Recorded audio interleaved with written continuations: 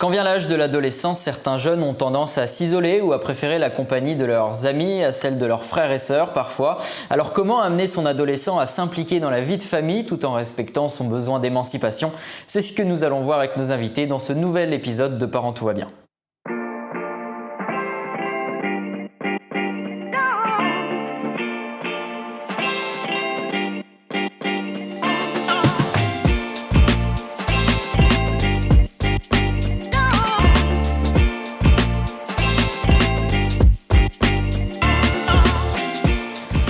Bonjour Peggy Muller. Bonjour. Vous êtes sage-femme à la Maison de la Solidarité de Stenay-Étain. Merci d'être avec nous. Bonjour Lise Marotte, psycho-praticienne sur le département de la Meuse. Merci beaucoup d'être avec nous. Première question, quels sont les problèmes qu'on peut rencontrer sur l'organisation de la vie de famille ? Alors le problème majeur, ça peut être que tout le monde ne participe pas et que du coup une personne se retrouve à absolument tout gérer, et du coup être noyée, et ça peut créer des conflits dans l'organisation de la vie de famille parce que la répartition des tâches ne convient pas à tous les membres du foyer. Et justement, les membres du foyer qui n'ont pas forcément envie de s'impliquer plus que ça, est-ce qu'on doit les obliger ? Alors il ne s'agit pas forcément de les obliger, mais de les inciter.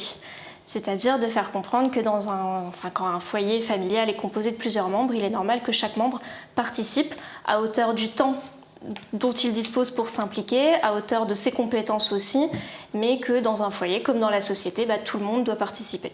On doit participer à la vie de famille, Peggy Muller ?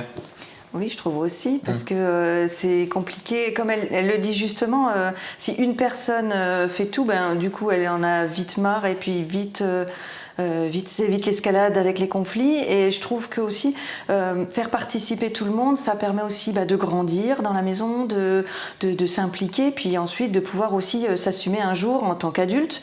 Donc je trouve que c'est bien. Ouais. Et puis ça permet de renforcer les liens aussi entre chaque membre. Aussi, oui. Puis je pense qu'aussi tout le monde est fier aussi d'avoir pu faire.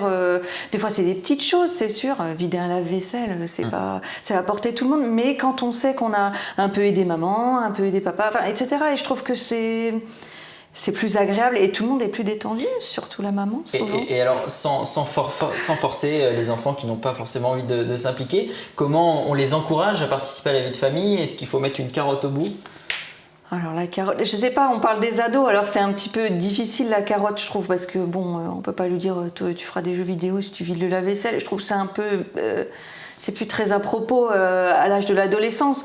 Je pense que tout le monde peut entendre que chacun met un peu la main à la pâte. Comme elle le disait justement, chacun a ses compétences, chacun a ce qu'il peut faire. Vider un lave-vaisselle, c'est pas très compliqué, ça dure pas très longtemps.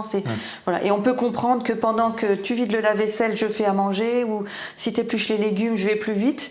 Et au lieu de me dire j'ai faim, et du coup, ça va plus vite et puis tout le monde est content. Puis en plus, ça crée un peu de complicité aussi, parce que si on fait des choses ensemble, ça resserre les liens aussi familiaux. Ça va de soi, alors si je comprends bien, Lise Marotte. Alors après, c'est pas toujours évident dans la pratique de le mettre vraiment en place. Moi, je trouve que ce qui aide, c'est d'avoir un cadre déterminé, que chacun sache un petit peu ce qu'il a à faire, quelles sont ses responsabilités, quelles sont ses tâches. Ça permet d'éviter le côté où ça traîne et finalement c'est jamais fait par personne jusqu'à ce qu'un des deux parents le fasse. Donc le fait d'avoir déjà les choses préétablies et que finalement tout le monde trouve à y gagner. L'intérêt pour les ados, c'est de leur montrer vous aurez plus de temps, on aura plus de temps aussi, on sera plus relax et donc l'entente au sein du foyer sera meilleure. Parfois c'est un peu plus compliqué que ça et malheureusement des ados s'isolent. Est-ce que durant une période délimitée ou non, on peut les laisser isoler, les laisser dans leur coin le temps qu'ils comprennent qu'il faut s'impliquer ? Je pense qu'il faut respecter chacun selon sa personnalité. Déjà, c'est difficile de dire tu t'isoles pas, alors que... je pense que pour un adolescent, comme pour toute personne, il faut qu'on respecte notre personnalité. Nous-mêmes, on aime bien qu'on respecte notre envie, notre besoin de s'isoler. Donc je pense que c'est important de respecter que son ado ait envie de s'isoler. Et c'est bien aussi de lui dire, tiens, je trouve qu'on se voit pas beaucoup, moi tu m'intéresses, j'ai besoin de te parler, j'aime bien savoir ce que tu penses et ta journée, comment elle s'est passée. Je trouve que c'est plus simple que de dire tu t'isoles tout le temps, on te voit plus. C'est la façon de parler aux autres aussi qui fait que... Et je pense que c'est ça, le secret, la recette secrète, c'est de parler, d'échanger, de dire quels sont les besoins des uns et des autres, comme l'idée de vider le lave-vaisselle ou des tâches quotidiennes. Je pense que c'est un équilibre familial à trouver en fait, entre ni trop peu, et pour que tout le monde soit, comme elle disait, détendu et relax. Lise Marotte, je reviens vers vous, mais justement, on parle d'isolement. Comment il vient cet isolement? C'est une étape qu'on a tous dans l'adolescence? On a tous un moment où on a envie de se créer son monde à soi et où on est soit alors les jeux vidéo forcément c'est un incontournable, mais où on va se retrouver dans son monde avec ses amis et où parfois c'est un petit peu difficile de se reconnecter à ses parents. Donc effectivement ça passe par le dialogue, par se reconnecter un petit peu et savoir ce que les uns et les autres aiment pour partager des bons moments en famille, mais aussi à respecter les moments où il a envie d'être tranquille, à lire, à jouer, à peu importe, c'est important. Après il faut voir quelle est l'organisation de la famille. Est-ce qu'on se dit à la fin de la journée, telle et telle tâche doit être faite? Est-ce que c'est à la fin de la semaine? Est-ce que c'est à la fin du week-end? Dans d'autres familles, on va se dire allez, on se donne une demi-heure, on met une playlist et pendant une demi-heure, tout le monde range, tout le monde nettoie, tout le monde fait. Ça, c'est un cadre à définir, mais encore une fois, avec des ados, il faut le définir ensemble. Il faut que ce soit pédagogique, si je comprends bien. Exactement. Il faut que ce soit très... voilà.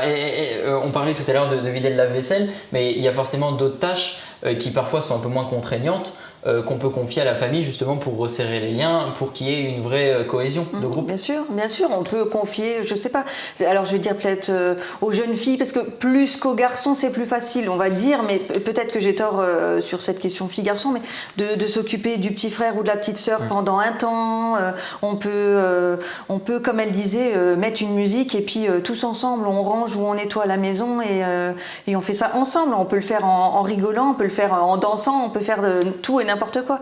On peut définir des tâches, c'est toujours toi qui videras le lave-vaisselle et toi tu t'occuperas plutôt de passer l'aspirateur, mais en contrepartie aussi quand on a une tâche, des invités qui viennent, il faut vite s'y mettre, tout le monde s'y met d'un coup et en fait tout est fait en 5 minutes au lieu que ça dure une demi-heure et je pense que tout le monde peut comprendre. C'est quelque chose d'indispensable que les ados s'impliquent dans la vie de famille? Indispensable. Je ne sais pas si quelqu'un a la réponse, mais je trouve que c'est sympa parce que tout le monde vit à cet endroit-là. Donc c'est bien que tout le monde participe au nettoyage ou au rangement. Et je trouve que c'est normal. Si on était à l'internat, on nettoierait sa chambre d'internat, etc. Et je trouve que c'est bien. C'est bon pour le futur aussi.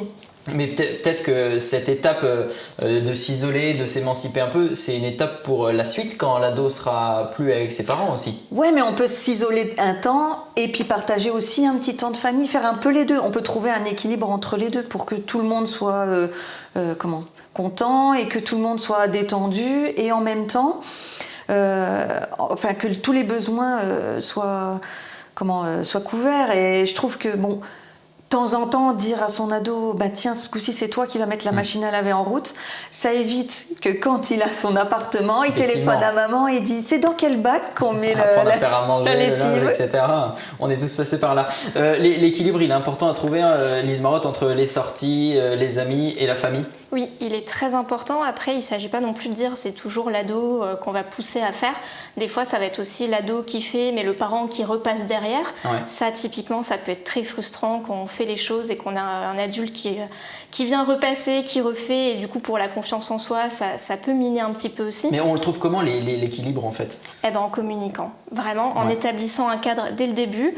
Ce sur quoi, moi, parent, je vais lâcher. Peut-être que le lit ne sera pas fait comme moi je l'avais fait. Peut-être que la table, ce ne sera pas mis pareil. Ou que les repas, ils seront moins équilibrés. C'est les enfants qui préparent les repas. J'accepte de lâcher sur certaines choses. Eux acceptent de participer. Et c'est comme ça que finalement, tout le monde arrive à s'y retrouver. Il ne faut pas non plus qu'en tant que parent, on s'attende à ce que les enfants fassent les choses comme nous. Forcément, ils vont le faire à leur manière. Et c'est ça qui est bien aussi. C'est qu'ils vont trouver leur façon de faire les choses. Et ils vont apprendre en faisant. Et s'ils ne respectent pas, on met un système de punition, admettons sur les sorties, puisqu'arrivé à l'âge de l'adolescence, il y a plus de sorties. Ça peut être aussi une excuse justement pour fuir la vie de famille, les sorties. Il faut aussi que les parents cadrent sur ce sujet. Alors il faut que ce soit cadré aussi. Faire un lien forcément entre sortie et organisation, je ne suis pas forcément sûre qu'il y ait de lien. Après, on peut des fois dire non, tant que ça c'est pas fait, tu ne sors pas parce que moi j'attends de toi que cette tâche soit faite. Mais c'est plutôt expliquer que c'est la relation de confiance qui se construit comme ça. Je te fais confiance pour sortir, mais du coup tu me renvoies la confiance en montrant que tu es capable de faire les choses que tu as dit que tu ferais. Pour moi, c'est plutôt le lien de confiance plutôt que vraiment une cause-conséquence, t'as pas fait donc t'es puni. La confiance, Peggy Muller, je reviens vers vous, c'est quelque chose de très important pour vous aussi? Pour moi, c'est essentiel dans une relation de vie ensemble, qu'on soit parents ou beaux-parents, etc. Je pense aux familles recomposées. Je pense que si on n'a pas de confiance les uns en les autres, on ne peut pas vivre sereinement parce qu'on est tout le temps en train de croire au pire. Et justement, j'allais rebondir sur le fait de faire des compliments aussi. Et souvent, adultes, on a du mal, on est un peu avare en compliments. Et je me rends compte que, en fait, les ados sont tout sensibles, ils attendent qu'on les félicite aussi pour les choses. Ouais, et je crois plus dans la positivité que dans la punition, parce que en plus, les adolescents sont plutôt souvent à fleur de peau, et du coup, si on punit, ce sera tout de suite la fin du monde, ce sera tout de suite méga injuste. Alors que si on est capable de dire, de mettre en valeur les points positifs, de mettre en valeur tout ce qui est bien fait, tout ce qui est honorable, quoi. Et je trouve que du coup, ça donne des adultes, des ados épanouis, du coup plus sûrs d'eux. Et je pense que de là, on démarre mieux que si on commence à punir et à mettre des coups de marteau, quoi. C'est pas possible. Tout à l'heure, on parlait des sorties. Il y a des moments dans l'adolescence où on a beaucoup besoin de voir ses amis, on a besoin de voir son cercle de proches autre que la famille. Est-ce que ça s'explique, ça, Lise Marotte ? Eh ben oui, c'est normal, c'est qu'on se construit plus dans la relation à l'autre, on est en train de s'ouvrir, on est en train de créer sa personnalité aussi indépendamment du cercle familial. On se construit parfois même aussi une personnalité différente de qui on est à la maison, donc ça participe complètement à la construction. Et les jeux aujourd'hui qui sont quelque chose de normal si des parents nous regardent. C'est complètement normal, et aujourd'hui ça se fait aussi beaucoup à travers les réseaux. On peut plus seulement dire les enfants vont jouer dans le quartier et faire une partie de foot, c'est plus forcément le cas. Ça se fait sur les jeux en réseau, ça se fait sur les réseaux sociaux, où là aussi ils se construisent qui ils sont. Et c'est quelque chose de dangereux justement, que les ados soient beaucoup sur les écrans. Ça peut nuire à l'organisation de la vie de famille ? Si c'est trop, oui. Encore une fois, c'est le fameux cadre. C'est le cadre, c'est l'équilibre. Vous confirmez, Oui, moi je suis d'accord. Toute chose est bonne en fait, selon ce qu'on en fait. Voilà. Mais il faut créer un cadre, que ce soit les réseaux sociaux, les écrans, etc. Il faut créer un cadre. Certains parents, malheureusement, quand il y a de l'isolement, quand on va beaucoup voir, quand les ados vont beaucoup voir leurs amis, peuvent ressentir de la tristesse et peuvent se dire mon enfant s'éloigne de moi. C'est quelque chose on peut rassurer les parents sur ce sujet. Les enfants reviendront forcément à un moment. Mais je leur souhaite. Je leur souhaite. Moi, je pense encore une fois, qu'on peut se permettre de dire à son enfant, écoute, je trouve que tu sors beaucoup et moi, ça me fait un petit peu de peine parce que t'es plus jamais avec moi. Est-ce que tu crois pas qu'on pourrait se trouver un temps ensemble aussi, sans culpabiliser, mais juste dire, j'aime bien passer du temps avec toi, quoi. Tout simplement, en étant simple. Moi, je crois qu'il faut aussi être simple avec ses enfants, quoi. Il faut être simple et créer du dialogue, c'est ce que vous allez nous redire, Lise Marotte, c'est quelque chose de très important de parler avec ses enfants. Oui, et sur cette thématique-là de la tristesse qu'on peut éprouver quand on va voir ses enfants qui s'en vont, je dirais que c'est la même tristesse que quand on va peut-être voir son petit qui rentre à l'école pour la première fois ou qui va chez une nounou. C'est des étapes aussi normales. Il est important que le parent fasse son deuil de son petit enfant et qu'il voit que c'est pour ça qu'il a fait un enfant, c'est pour que l'enfant s'épanouisse, qu'il se construise. C'est le but. C'est finalement qu'il soit bien en dehors et plutôt se valoriser de ça. J'ai fait un enfant, il va bien, il a des amis, il a des relations sociales, c'est une bonne chose. Et plutôt que de voir le négatif, essayer justement se valoriser. Et j'en profite pour rebondir sur ça, qu'on disait tout à l'heure, les astuces sur la vie de famille. Ne pas considérer comme normal les choses que va faire un ado. Et plutôt dire c'est bien, c'est pas simplement normal et du coup on le passe sous le tapis et ni vu ni connu, c'est une bonne chose, tu as rangé de la vaisselle, tu as fait ça, c'est bien. Et là t'es sorti, tu t'es fait, c'est bien, c'est des bonnes choses pour toi et moi je t'encourage à ça. Forcément en créant cela, l'enfant la relation elle va être plus que parent-enfant, on va développer une autre complicité qui va se construire. Et puis quand l'enfant quittera le nid, comme ça, il y aura encore du lien avec le parent. Et après, par contre, ce sera une autre organisation. La vie de famille va se reconstruire une fois que l'enfant quittera le nid avec peut-être les frères et sœurs ou juste le couple. C'est quelque chose aussi, c'est un autre thème, mais c'est une organisation qui est différente. Peggy Muller. Forcément, à chaque fois, on est chamboulé, mais quand on est parent, il faut s'attendre à être chamboulé. On est chamboulé à la naissance, comme elle dit, on est chamboulé à la première rentrée à l'école, on est chamboulé quand ils sont amoureux, on est chamboulé quand ils partent. Ouais. C'est sûr. Et je pense que c'est bien que les parents et les ados parlent, parce que les ados comprennent pas forcément les angoisses, on va dire, ou les inquiétudes de leurs parents. Et puis inversement, les parents comprennent pas non plus toujours le besoin de s'isoler ou les besoins de voir les copains. Et ça, c'est bien de pouvoir mettre tout sur la table et puis de dire voilà, moi je trouve que tu les vois beaucoup et inversement. Et se comprendre l'un l'autre, je pense que ça passe forcément par le dialogue.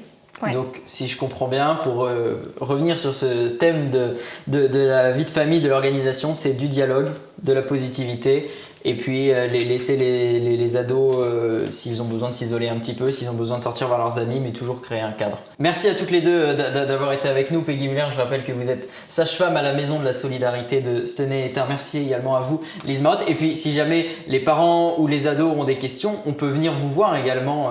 Oui, il ne faut pas hésiter. Si à un moment, justement, on ne trouve pas d'organisation, on n'arrive pas à s'y retrouver, on a du mal à fixer le cadre ou du mal à lier le dialogue, il y a les psychologues, les psychopraticiens, les éducateurs. Il y a vraiment plein de professionnels qui sont là pour vous accompagner pour ça, qui peuvent vous aider pour trouver l'organisation qui convient à votre famille. Et puis il y a tous les autres épisodes de Parents Tout va bien que vous pouvez retrouver sur nos réseaux sociaux. Merci d'avoir suivi cette émission et à très vite. D'ailleurs, vous pouvez déjà poser vos questions pour les prochains épisodes sur notre page Facebook.